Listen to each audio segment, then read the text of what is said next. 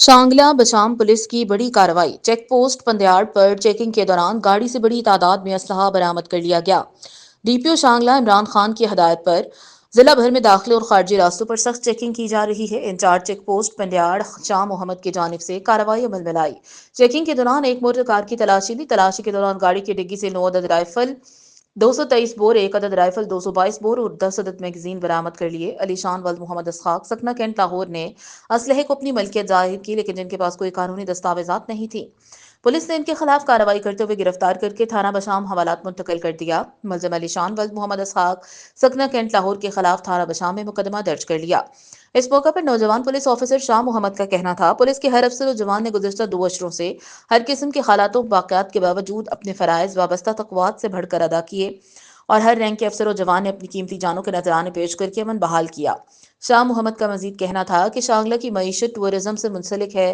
ہر سال سردی کے سیزن میں ملک کے کونے کونے سے ہزاروں کی تعداد میں سیاح یہاں کا رخ کرتے ہیں۔ سیاحوں کے ساتھ اچھا رویہ اپنائیں۔ سیاحوں کی جان و مال بالخصوص باہر اضلاع سے آئے ہوئے سیاحوں کو مکمل تحفظ فراہم کرنے کے لیے 24 گھنٹے فرائض سر انجام دیے گئے۔ جی بالکل، شانگلہ بشام پولیس کی بڑی کارروائی، چیک پوسٹ پندیاڑ پر چیکنگ کے دوران گاڑی سے بڑی تعداد میں اسلحہ برآمد کر لیا۔ ڈی پی او شانگلہ عمران خان کی ہدایت کے مطابق ضلع بھر میں داخلی اور خارجی راستوں پر سخت چیکنگ کی جا رہی ہے۔ انچارج چیک پوسٹ شاہ محمد کی جانب سے کارروائی عمل میں لائی گئی۔ چیکنگ کے دوران موٹر کار کی تلاشی لی۔ تلاشی کے دوران گاڑی کی ڈگی سے بڑی تعداد میں اسلحہ، شراب برآمد۔